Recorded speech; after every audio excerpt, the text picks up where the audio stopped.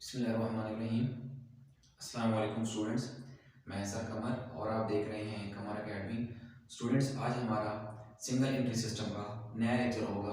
तो सबसे पहले हम क्वेश्चन को रीड आउट कर लेते हैं और उसके बाद हम सोल्यूशन पे आएंगे। हमारे पास क्वेश्चन नंबर 7 है। Sagir is not writing his books properly. From the following information prepare a statement showing profit और loss and statement of affairs for the year ending 30 June 2005। अब स्टूडेंट्स, उसके बाद हमारे पास जो डाटा गिवन है वो एक कह रहे हैं, तो हमारे पास 2 सालों का डाटा गिवन है। एक हमारे पास स्टूडेंट्स है 1 7 2004 यानी 1 जुलाई 2004 का, और फिर स्टूडेंट्स गिवन है 30 जून 2005 का यानी 30 यानी 6 मंथ जो है वो जून का है। ठीक है स्टूडेंट्स। अब स्टूडेंट्स याद रखिएगा 2004 है और 2005, इसमें 2004 का जो 2004 का डाटा है वो ओपनिंग के लिए है यानी ओपनिंग कैपिटल के लिए, और 2005 का जो डाटा है वो क्लोजिंग कैपिटल के लिए। ठीक है स्टूडेंट्स। इससे पहले हम 5-6 लेक्चर कर चुके हैं, तो होप सो आपको ओपनिंग कैपिटल क्लोजिंग कैपिटल के जो ईयर्स और जो कहानी होती है, स्टोरी आपको समझ आ चुकी होगी कि कौन सा साल ओपनिंग कैपिटल के लिए और कौन सा क्लोजिंग के लिए। तो स्टूडेंट्स, डाटा में हमारे पास गिवन है कैश इन हैंड, फिर डेटर्स, फिर creditors, stock, bill receivable, bank overdraft, motor van, furniture. फिर स्टूडेंट्स कह रहे हैं drawings rupees 4800, depreciate furniture 10%, write off 800 on motor van. फिर कह रहे हैं provide 1000 as bad debts and 5% as reserve on debtors. फिर कह रहे हैं students provide reserve of 1600 on bill receivable. Students, question को हमने रीड आउट कर लिया है, अब इसको सॉल्व करते हैं। लेकिन स्टूडेंट्स याद रखिएगा ये क्वेश्चन बहुत ज्यादा इंपॉर्टेंट है। ठीक है, ये बहुत दफा पेपर्स में ये रिपीट हुआ है। ठीक है ना। अब हम इसको स्टूडेंट्स सॉल्व करते हैं, तो यहाँ हम लिखेंगे क्वेश्चन नंबर 7। और स्टूडेंट्स याद रखिए इसमें हमारे पास ओपनिंग कैपिटल गिवन नहीं है, बिकॉज तभी हमारे पास ओपनिंग और क्लोजिंग 2004-5 दोनों सालों का डेटा दिया हुआ है। इट्स मीन ओपनिंग कैपिटल भी फाइंड करना है और क्लोजिंग भी। तो स्टूडेंट्स यहाँ सबसे ऊपर हम क्या लिख लेंगे, शरीर, फिर हम क्या लिख लेंगे, ओपनिंग स्टेटमेंट ऑफ अफेयर्स। फिर हम स्टूडेंट्स क्या लिख लेंगे, एज ऑन 1 जुलाई 2004, और हम फॉर्मेट बना लेंगे क्योंकि हमारे पास स्टूडेंट्स क्या होता है, एसेट्स, फिर लाइबिलिटीज, और इधर भी रुपीज और इधर भी रुपीज। फिर स्टूडेंट्स क्या करेंगे, हम यहाँ पे हम स्टूडेंट्स ओपनिंग का जो फॉर्मेट है वो बना चुके हैं। तो स्टूडेंट्स ओपनिंग का डाटा पिक करते हैं। कैश इन हैंड हमारा क्या होता है स्टूडेंट्स, यस एसेट होता है, तो हम लिख लेंगे कैश इन हैंड जो कि हमारे पास कितना है 900। फिर स्टूडेंट्स डेटर्स ये भी हमारे क्या होते हैं, एसेट्स। ठीक है जी, 22,800। फिर स्टूडेंट्स क्या कह रहे हैं, क्रेडिटर्स जो कि हमारे क्या होते हैं, लाइबिलिटी, जिन लोगों को अपना पैसा वापस देना होता है 31 और यानी कि 31,200। फिर स्टूडेंट्स स्टॉक वो भी हमारा क्या होता है, एसेट होता है जो कि 33,400 है। फिर स्टूडेंट्स कह रहे हैं बिल रिसीवेबल, तो स्टूडेंट्स बिल रिसीवेबल हमारे क्या होते हैं, यस बिल रिसीवेबल हमारे एसेट होते हैं जो कि हमने रिसीव करने यानी इनके पेमेंट रिसीव करनी है। फिर स्टूडेंट्स बैंक ओवरड्राफ्ट, ये स्टूडेंट्स याद रखिए नया पॉइंट आ गया है, बैंक ओवरड्राफ्ट। ये स्टूडेंट्स आप इन शॉर्ट ये समझ लें कि बैंक ओवरड्राफ्ट एक तरह का कर्जा होता है, ठीक है, लोन होता है जो कि आपने कहां से लिया होता है, बैंक से। ठीक है ना। आपको ये अकाउंट में प्रॉफिट यानी कि लोन की सूरत में मिलता है। ठीक है, आपके अकाउंट में बैंक पैसे जमा करता है उधार की शक्ल में, फिर जब आप वापस करते हैं बैंक को तो साथ इंटरेस्ट सूद भी देते हैं। ठीक है ना। तो बैंक ओवरड्राफ्ट आपके लिए लोन होता है, तो लोन हमारे लिए क्या होती है, लाइबिलिटी, कर्जा। ठीक है स्टूडेंट्स। फिर मोटर वैन जो कि हमारे लिए क्या है स्टूडेंट्स, मोटर वैन या मोटर कार आपके लिए क्या होता है, एसेट। ठीक है, 4200 और इसकी वैल्यू है स्टूडेंट्स 40,800 बैंक ओवरड्राफ्ट की। फिर स्टूडेंट्स कह रहे हैं फर्नीचर जो कि हमारे लिए क्या होता है, यस फर्नीचर भी हमारा एसेट होता है 3400। अब स्टूडेंट्स याद रखिए ओपनिंग का डाटा हम पुट कर चुके हैं, तो हम क्या करेंगे कि देखने हैं कि साइड कौन सी बड़ी है, और आपको पता है स्टूडेंट्स हमेशा साइड कौन सी बड़ी होती है, यस डेबिट साइड। तो इनको हम पहले ऐड कर लेते हैं और फिर उसके बाद क्या करेंगे, इसमें जो लायबिलिटी वाली साइड होगी वो हम माइनस कर लेंगे। ठीक है, तो स्टूडेंट्स इनको ऐड करने के बाद हमारे पास वैल्यू आ गई 95,200, इधर भी लिख लेंगे और इधर भी। अब क्या करेंगे स्टूडेंट्स, इसमें से जो लायबिलिटी वाली साइड है वो हम माइनस कर लेंगे। ठीक है स्टूडेंट्स, तो ये वैल्यू हमारे पास स्टूडेंट्स बच गई 200 और इसको हम स्टूडेंट्स क्या नाम देंगे, ओपनिंग कैपिटल। ठीक है स्टूडेंट्स, जो कि हमारे पास बुक में भी आई थी, वैल्यू यही होनी चाहिए, लेकिन यहाँ से आप प्रॉफिट गिवन है आंसर। उसके बाद स्टूडेंट्स ओपनिंग कैपिटल हमने बना ली है, अब क्या बनाएंगे, यस क्लोजिंग कैपिटल निकालना है। तो क्या लिखेंगे स्टूडेंट्स, सर ये लिख लेंगे और फिर लिख लेंगे क्लोजिंग स्टेटमेंट ऑफ अफेयर्स। फिर स्टूडेंट्स क्या लिख लेंगे, एज ऑन 30 जून 2005। फिर स्टूडेंट्स हमारे पास इसका फॉर्मेट जो कि क्या होता है, एसेट्स रुपीज, लाइबिलिटीज और रुपीज। अब स्टूडेंट्स जरा और से देखिएगा इस फॉर्मेट को, यानी क्लोजिंग कैपिटल के लिए, जो कि काफी इंपॉर्टेंट है। ठीक है, अब स्टूडेंट्स क्लोजिंग का डेटा पुट करते हैं। हमारे पास कैश इन हैंड सबसे पहले क्या होता है, एसेट, तो हम लिख लेते हैं कैश इन हैंड जो कि कितना है 2800 है स्टूडेंट्स। फिर वो कह रहे हैं डेटर्स, तो स्टूडेंट्स डेटर्स हमारे क्या होते हैं, एसेट होते हैं। लेकिन स्टूडेंट्स आप गौर से देखिएगा, इसकी वैल्यू मैं इनर कॉलम में लिख रहा हूँ, ठीक है, बताऊंगा क्यों। फिर स्टूडेंट्स वो कह रहे हैं क्रेडिटर्स, जो कि हमारे क्या होते हैं, लाइबिलिटी, जिन लोगों को पैसा वापस देना होता है, और डेटर्स वो लोग जिनसे अपना पैसा वापस लेना होता है। तो स्टूडेंट्स इसकी वैल्यू है 28400। फिर स्टूडेंट्स वो कह रहे हैं स्टॉक, ठीक है, तो स्टॉक भी हमारे स्टूडेंट्स क्या होते हैं, एसेट होता है, जो कि 37400 है। फिर स्टूडेंट्स वो क्या कह रहे हैं, बिल रिसीवेबल, तो स्टूडेंट्स बिल रिसीवेबल जो होते हैं ये हमारे क्या होते हैं, ये भी हमारे एसेट होते हैं, जो कि 28800 है। बताओगे स्टूडेंट्स इसकी वैल्यू फिर मैंने यहाँ पे क्यों लिखी है। फिर students bank overdraft, bank overdraft जो कि हमारी क्या होती है, लाइबिलिटी होती है, जो कि 39200 है।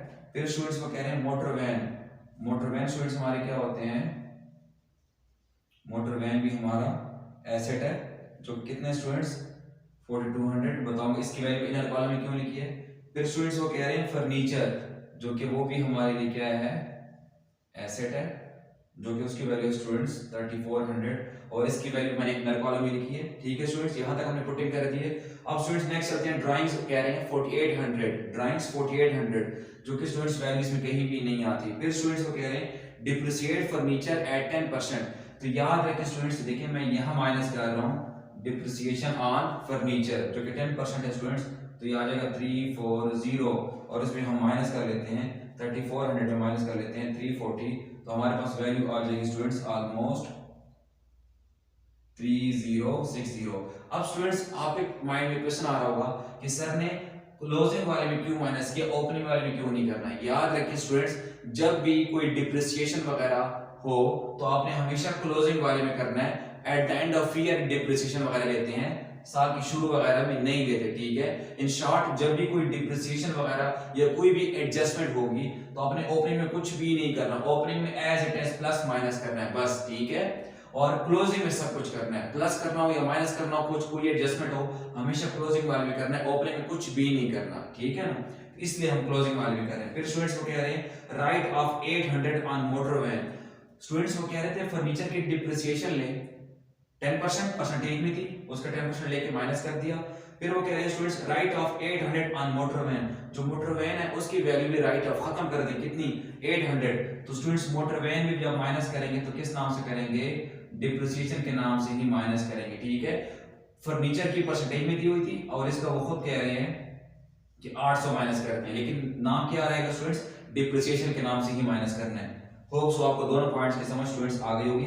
फिर स्टूडेंट्स को कह रहे हैं provide 1000 as bad debts and 5% reserve on debtors, students debtors वो लोग जिनसे हमने पैसा वापस लेना होता है, और इसे जो पिछला लेक्चर था उसमें भी आपको बता चुका हूं कि डेटर्स वो लोग होते हैं जिनसे हमने पैसा वापस लेना होता है। लेकिन यहाँ पे कह रहे हैं प्रोवाइड 1000 एज बैड डेट्स, यानी स्टूडेंट्स वो कह रहे हैं आप ये समझ लें बैड डेट्स, बुरा कर्जा, ना मिलने वाला कर्जा, यानी वो कंफर्म हो गया कि 1000 रुपए हमें डेटर से नहीं मिलना, तो क्या करेंगे स्टूडेंट्स, 1000 रुपए को हम बैडेट्स के नाम से डेटर में से माइनस कर देंगे। और जब 21400 रुपया स्टूडेंट्स हमने डेटर से लेना था, जिसमें कह रहे 1000 कंफर्म हो गया, बैड डेट्स बुरा कर्जा हो गया, हमें नहीं मिलना, तो स्टूडेंट्स हम बैडेट्स के नाम से डेटर में से माइनस कर देंगे। फिर स्टूडेंट्स जो हमें उम्मीद थी कि कितना पैसा मिल जाएगा 20400, उसमें भी कह रहे हैं एंड 5% रिजर्व ऑन डेटर्स, जो स्टूडेंट्स अमाउंट बच भी जाएगी ना उसमें भी हमें 5% लोगों पे डाउट है जो कि शायद हमें पैसा ना दें, ठीक है स्टूडेंट्स। तो उसको हम नाम क्या देंगे, इससे पिछले लेक्चर में भी कर चुके हैं कि जो कन्फर्म अमाउंट होती है, जो अमाउंट गिवन होती है, वो बैड डेट्स के नाम से माइनस करना है, जो बच जाएंगे उसको जो परसेंटेज में होगी उसको भी माइनस करना है, लेकिन उसको किस नाम से माइनस करना है, minus provision for doubtful debts, ठीक है जी, या provision for bad debts, provision for bad debts या प्रोविजन फॉर डाउटफुल डेट्स, ठीक है ना। लेकिन प्रोविजन का नाम लाजमी लिखना है। और स्टूडेंट्स जो अमाउंट बच जाएगी हमेशा आपने फिर उसका लेना है, ठीक है ना। ओरिजिनल का 5% नहीं लेना, बिकॉज उसमें 1000 ऑलरेडी हमें नहीं मिलने, तो जो बच गए उसका हम 5% लेंगे, जो कि स्टूडेंट्स वैल्यू होगी 1020, यानी इतने पे डाउट है कि इतना पैसा हमें और नहीं मिलेगा। तो अब स्टूडेंट्स 20400 में से 1020 माइनस करेंगे तो ऑलमोस्ट उम्मीद है 19380 ये पैसा हमें मिल जाएगा। फिर स्टूडेंट्स आखिरी पॉइंट है वो कह रहे हैं कि provide reserve of 1600 on bill receivable. Students bill receivable हमारे एसेट होते हैं, यानी 28800 जो कि बिल के अमाउंट, जो कि हमें पैसे मिलने हैं, मुख्तलिफ बिल्स हैं जो कि हमें डेटर से मिले होते हैं, यानी उनसे पैसा लेना है, कितना 28800, ठीक है। इतने के बिल हैं जो कि हमें उम्मीद है ये पैसा हमें मिलना है, लेकिन उसमें भी स्टूडेंट्स को कह रहे हैं कि रिजर्व रख लें, कितना 1600 ऑन बिल रिसीवेबल, यानी स्टूडेंट्स आप ये समझ लें कि बिल रिसीवेबल में भी हमें 1600 रुपीस नहीं मिलना, ठीक है। तो ये भी हम इधर माइनस कर देंगे, लेकिन स्टूडेंट्स आपने याद रखें इसमें जो माइनस करना है वो आपने किस नाम से माइनस करना है, रिजर्व के नाम से, ठीक है। किस नाम से माइनस करना है, रिजर्व के नाम से। तो ये स्टूडेंट्स आपके पास जो वैल्यू बच जाएगी इसकी, ये ऑलमोस्ट बच जाएगी 27200, ठीक है स्टूडेंट्स। यानी जो फिजिकल एसेट्स होते हैं स्टूडेंट्स, जिस तरह मोटर वैन, फर्नीचर, जिनको हम टच कर सकते हैं, ठीक है जी, जिनको हम देख सकते हैं, उनमें से जब माइनस करेंगे डिप्रिसिएशन के नाम से, और डेटर में से स्टूडेंट्स जब माइनस करेंगे तो बैड डेट्स या प्रोविजन के नाम से, और जो बिल में से माइनस करेंगे हमेशा रिजर्व के नाम से, ठीक है स्टूडेंट्स। अब हमने सारे पॉइंट स्टूडेंट्स पुट कर दिए हैं। अब क्या करेंगे, जो एसेट साइड हमेशा बड़ी होती है, इन सब को हम पहले ऐड कर देंगे, फिर दोनों तरफ लिख लेंगे। तो स्टूडेंट्स इनको हम ऐड कर लेते हैं, फिर 27200, फिर 3400, फिर 3060। तो स्टूडेंट्स ये वैल्यू आ गई 93240, ये इधर भी लिख लेंगे स्टूडेंट्स और इधर भी लिख लेंगे। अब इसमें से क्या करेंगे, जो लायबिलिटी वाली साइड है वो हम माइनस कर लेते हैं, तो स्टूडेंट्स वैल्यू बच जाएगी 25640, और स्टूडेंट्स इसको हम क्या नाम देंगे, closing capital. Hope so students आपको इस कहानी की समझ आ गई होगी। और स्टूडेंट्स ये क्वेश्चन इसलिए कह रहा हूँ बहुत इंपॉर्टेंट है, बिकॉज ऑफ दीज 3 और 4 पॉइंट्स, जिनकी वजह से ये क्वेश्चन बहुत दफा रिपीट हुआ है, ठीक है स्टूडेंट्स। तो हमने ओपनिंग और क्लोजिंग कैपिटल निकाल लिया। अब स्टूडेंट्स हमारे पास सिर्फ क्या रह गया, वो जो प्रॉफिट एंड लॉस की स्टेटमेंट होती है, तो हम लिख लेंगे सगीर, फिर लिख लेंगे statement of profit and loss, फिर स्टूडेंट्स हम क्या लिखते थे, for the year end date, जो कि हमेशा स्टूडेंट्स कौन सी डेट लिखी जाती है, जो क्लोजिंग डेट ये वाली होती है, ठीक है स्टूडेंट्स। अब हम इसका फॉर्मेट बना लेते हैं, जिसमें स्टूडेंट्स हम क्या लिखते हैं, डिटेल्स लिखा जाता है और फिर रुपीस। इसमें स्टूडेंट्स सबसे पहले हम हमेशा क्या लिखते हैं, क्लोजिंग कैपिटल, जो कि स्टूडेंट्स कहां से आ गई, ये आ चुकी है, तो ये हम स्टूडेंट्स यहां लिख लेंगे। फिर स्टूडेंट्स इसमें हमेशा ऐड क्या होता है, यस ड्राइंग्स, जो कि स्टूडेंट्स आप देखें एडजस्टमेंट के स्टार्ट में लिखा हुआ है ड्राइंग्स रुपीस 4800। तो स्टूडेंट्स इसको मैंने मल्टीप्लाई 12 क्यों नहीं किया, यस बिकॉज इसमें कहीं भी पर यूनिट पर मंथ नहीं लिखा हुआ, ठीक है स्टूडेंट्स। तो एग्जैक्ट सारी वैल्यू बाहर आ जाएगी। तो ये प्लस के तो 30440, और स्टूडेंट्स इसको हम क्या नाम देते हैं हमेशा, एडजस्टेड कैपिटल। और फिर स्टूडेंट्स इसमें हमेशा माइनस क्या होता है, ओपनिंग कैपिटल और फ्रेश कैपिटल वगैरह।